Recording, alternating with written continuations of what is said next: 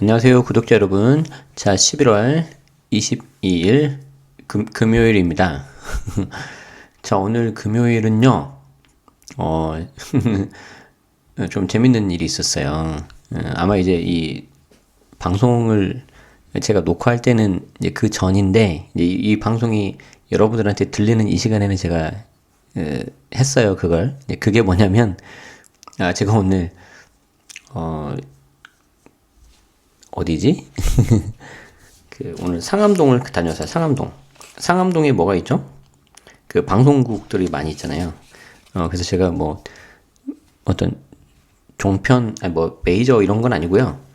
서울경제 TV에서 그때 이제 직방TV 올스타전에 오셔가지고 내년도 세법에 대해서 바뀌는 거 좀 간단하게 좀 말 좀 해달라고 그러셔가지고 그거 간단하게 짧게 방송하고 왔는데 생방송이었어요.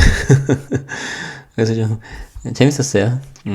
그래서 이제 그 관련돼서 또 에피소드 있었던 거 얘기 또 나중에 해드리겠습니다. 자, 오늘은 그에 앞서서 제가 이제 기사 하나 가져왔는데요. 아마 해당되시는 분들도 일부 계실 것 같은데, 제목이 참 제가 도저히 그냥 지나칠 수가 없었다. 자, 제목이 뭐냐면 마포 김과장도 나왔대. 올 종부세 대상 10만 명이 늘 것 같다. 자, 종부세는 시작일 뿐 공시가 9억이 넘는 집이 51% 늘었대요. 전년 대비. 그래서 재산세 등 세부담 줄줄 인상, 남일인 줄 알았는데 집 한 채 대출 갚기도 빠듯하다. 카드 자르고 외식 줄여야 된다. 이제 뭐 약간 일본 그 기사들은 좀 약간 자극적으로 좀 적는 것도 있어요. 근데 이제 한번 보자고요. 여기 보시면은 늘어나는 종부세 부담해가지고 2014년 1조 2,900에서 15년 1조 4천, 16년 1조 5천, 그러다가 이게 2017년 1조 6천 됐다가 작년 2조가 됐고요. 올해는 3조가 넘었어요. 그래서 50만에서 60만 정도 추정을 이렇게 하고 있습니다. 자, 봅시다. 자, 서울 마포구 레미안 푸르지오 아파트에 사는 직장인 박진찬 씨, 줄여서 마레프죠. 20일 종부세 고지 내역을 확인하고 깜짝 놀랐다. 일명 부자 세금으로 알려진 종부세 대상이 됐기 때문이다. 자기는 부자가 아니라고 생각을 한 거죠. 그런데 본인 스스로 중산층 이상이라는 걸 아셔야 돼요. 자, 박 씨가 사는 집은 지난해까지만 해도 공시 가격이 8억 원이었지만 최근 집값이 10억 원으로 뛰면서, 여기서 정확하게는 이 집값이 공시 가격이에요. 시가는 아니에요. 올해 종부세 대상이 됐다. 박 씨는 종부세 22만 원가량을 내야 하고 재산세 등과 합치면 보유세로만 311만 원을 내게 된다. 와, 이제 하나 갖고 있으니까 세금이 엄청 나오는 거죠. 자, 박 씨는 직장 때문에 마포에서 대출을 갚으며 빠듯하게 살고 있는데 보유세가 이렇게 뛰니 당황스럽다. 이사 가고 싶어도 다른 것도 다 올라 난감하다. 그렇죠. 이게 핵심이죠. 종부세도 중요하지만 이거. 이사를 가고 싶은데 다른 것도 다 올라서 난감하다. 투기 세력을 잡겠다면 서울 집값을 다 올려놓고 왜 서민들 고통을 가중시키는지 모르겠다고 했는데, 야, 이게 사실 마레프를 가지고 있는 분이 이게 본인은 서민이라고 하실지 모르겠지만 참 이게 비싸잖아요, 아파트가. 자, 일단 봅시다.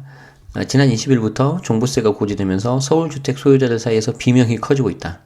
지난해 집값 급등으로 공시가격이 뛰었고 정부가 공정시작가액비율을 80%에서 85로 올렸다는 거죠. 그래서 종부세 대상자가 크게 늘었다. 지난해 46만 명이던 종부세 대상자는 올해 50에서 60만 명으로 늘어난 것으로 추정이 된다. 자, 올해 종부세 납부 증가한 주요 사례. 마레프에 전용 114.7, 전용 114.7이면 좀 큰 거네. 조금 기사가 약간 그렇다. 그쵸? 왜냐면, 대부분, 이런 거 집들을 볼 때는, 우리가 흔히 말하는 평수 32평, 30평대 봐야 되거든요. 그러면 전용 8485예요. 근데 전용 114.7이면 이거 40평대거든요. 40평대는 서민 아니지, 사실. 이거 설마 공급을 한 거 아니겠죠? 자, 그래서 작년에는 공시가격이 8억이었는데 올해 10억이 돼서 1주택자라면은 여기 나오죠. 1주택자라면은 9억 원까지는 종부세가 안 나와요. 단독명의였을 때. 근데 공동명의면 이걸 반반 나누기 때문에 각각 6억이라서 12억까지는 안 나오는데 단독명의면은 9억까지는 안 나와요. 그런데 이제 이게 올해 22만원 종부세가 뛰었고 보유세, 이제 재산세랑 합친 거예요. 그게 이제 312만원 나온 거고요. 도곡 렉슬 같은 경우에도 이미 작년에 종부세가 나왔죠. 62만원에서 올해 145, 보유세는 628. 자, 정부가 지난해 9.13을 통해서 과세표준에 따른 세율을 0.5에서 2.0에서 0.5, 2.0에서 올해 최대 3.1로 높였고 최저 세율이 적용됐던 과표 6억 원 이하도 3억에서 6억 원 구간을 신설해서 대상을 늘렸다. 게다가 정부가 지난 4월 서울의 아파트 공시가격을 14% 이상 올리는 2019년 공동주택 공시가격 인상안을 확정하면서 서울이 정확하게는 14.02%가 올랐어요. 공시가격 9억 원 초과 아파트가 지난해 13만 5,100가구에서 올해 20만 3,213가구로 51% 급증했다. 이 같은 공시가격 현실화 여파로 공시가격을 기준으로 매겨지는 보유세와 건보료 등 인상은 예견된 것이었다. 자, 그러니까 이게 이제 요건데요. 자, 공시가격 인상. 자, 서울 평균 14.02% 제가 정확히 기억하고 있어요. 자, 그럼 이게 오르면은 뭐가 된다? 재산세, 종부세 인상, 여기에 건보료 등 인상. 이게 연관된 수치가 제가 어디서 기사에서 얼핏 봤는데 60 몇 가지인가 된대요. 엄청 나는 거예요. 그래서 이제 여기서 안타까운 건 이거죠. 이거 재산세. 이거 재산세가 올라가기 때문에 실거주자들도 이거 타격이 입거든요. 그래서 실거주자도 세금 폭탄 피할 수 없다. 요게 문제예요. 왜 그러냐면 2017년 8회 대책에서 분명히 정부가 투기 수요를 억제하고 실수요자 보호를 하기로 한다 그랬는데 투기 수요 억제를 하기 위해서 어쩔 수 없이 실수요자들도 일정 부분은 피해가 가게 될 수밖에 없었어요. 공시가격을 올렸기 때문에. 자, 그리고 여기에 작년 150%로 묶었던 세부담 상한을 200에서 300%로 올렸기 때문에 세부담이 엄청 커졌다는 거죠. 조정대상 지역 2주택 이상이면은 보유세 세부담 상한이 2배, 200%. 그리고 총 주택수 3주택이면은 세부담 상한이 300%. 그러니까 모든 요소를 다 올렸어요. 이 공시가격은요, 종부세는요, 종부세 인상 요소가 4가지가 있는데 1번이 공시가격. 근데 이거 올랐죠. 작년 14.2%. 그리고 공정시장 가액 비율. 이거는 18년 80%에서 19년 85%. 자, 그리고 20년 90%, 21년 95%, 그럼 22년은 그렇죠. 100%. 아주 잘했어요. 좋아요. 그리고 안 끝났지. 그리고 세율 인상됐고요. 특히 조정 2주택 또는 총 3주택 이상자는 세율 더 올라갔고요. 그래서 제가 찍힌 애들이라고 말했죠. 그리고 세부담 상한도 조정 2주택이면은 200%, 총 보유주택 300%이면은 3주택 이상 되면은 300% 이렇게 올랐어요. 그래서 조정대상 지역의 2채 이상 집을 갖고 있는 경우는 보유세 세부담 상한이 2배까지 늘어서 서울 다주택자는 종부세 부담이 급증하게 됐다. 그러니까 사실 이것도 재밌는 게 뭐냐면 이미 이게 보유세 과세 기준일이 6월 1일이잖아요. 그 전에 이미 다 했어요. 설명도 다 드렸고. 그런데 그때는 잘 몰라 사람들이. 그리고 실제 고지서 받아들면 이때 이제 아우성인 거죠. 종부세 안내 문자가 발송된 20일 직장인 A씨도 깜짝 놀랐다. 강남권의 아파트와 단독주택을 한 채씩 보유하고 있는 그는 지난해 종부세 1250만원 내는데 올해는 1900만원 냈다. 왜? 조정지역 2주택이니까 종부세 중과가 들어가요. 중과. 자, 21일 신한은행 여기에 따르면은 전용 120제곱미터 도곡 렉슬은 공시가격이 12억 원에서 14억 2,400만 원 올라서 종부세 부담이 74만 원에서 122만 원으로 48만 원가량 늘었고 대치동 음마아파트 전용 8사는 공시가격이 10억 1,600만 원에서 11억 2천만 원 올라서 지난해 갑절에 가까운 48만 원 내게 되다. 근데 이것만 보면 별거 아닌데 재산세도 같이 오르거든요. 여기 나오죠? 종부세만 계산한 게 아니라 재산세, 지방교육세 등 보유세 다 합치면은 300에서 600만 원 부담하게 된다. 인터넷 커뮤니티에도 다주택자, 강남주택 보유자를 중심으로 생각보다 돈이 많이 나왔다면서 카드값 외식을 줄일 수밖에 없을 것 같다는 하소연이 쏟아졌다. 30억 원대 아파트를 소유하고 있던 한 계시자는 연봉이 5천만 원인데 이건 약간 좀 그렇지 않나? 연봉이 5천만 원인데 30억 원대 아파트를 소유하고 있다라. 약간 좀 그렇다. 뭐 다른 뭐 증여를 받았거나 그러셨나 봐요. 종부세 160, 재산세 320만 원이 나와서 거의 500만 원을 세금으로 낸다. 종부세가 작년 대비 60%나 상승했다. 또 다른 사람은 강남도 아닌 마포에 살고 있는데 종부세가 작년에 3배가 나와서 우라통이 터진다며 분통을 터뜨렸다. 종부세는 매년 6월 1일 기준으로 고가주택이나 토지를 갖고 있는 개인 법인을 대상으로 매기는 국세인데 고가주택 기준은 9억 원인데 이게 이제 공시가격이에요. 2주택 이상 소유하면 합산가격이 6억 원만 넘어도 세금 내야 된다. 좀 이거는 공시가격이라고 잘 해주시면 좋겠습니다. 작년에는 총 46만 6천 명을 대상으로 2조 1148억 원을 고지했는데 올해는 대상자가 최대 60만 명, 세금은 3조 원에 달할 것으로 관측된다. 정부는 앞으로도 보유세 인상을 추진할 방침이다. 이미 올랐어요. 이미 여기 나오잖아요. 공정시작가액 비율. 이미 이게 올라서 계속 올라요. 19일 문재인 대통령은 생방송 국민과의 대화에서 서민 내 집 마련을 위해서 보유세를 높이고 양도세를 낮춰서 다주택자 보유주택이 시장에 나오게 해달라는 국민 패널의 제안에 잘 참고하겠다고 답한 바 있다. 그러면 꼭 사세요, 제발. 알았지요? 꼭 사세요, 제발. 그러나 실거주 수요자들 대상으로 조세 저항 의견도 만만치 않다. 우병탁 신한은행 세무팀장은 집값이 올랐다고 해도 바로 처분해서 사용하는 돈이 아니다. 고령자나 실수요 1주택자는 수백만 원, 1,000만 원 가까이 세금 부담이 커지면 실생활에 지장이 크다고 말했다. 그래서 제가 봐도 이래요.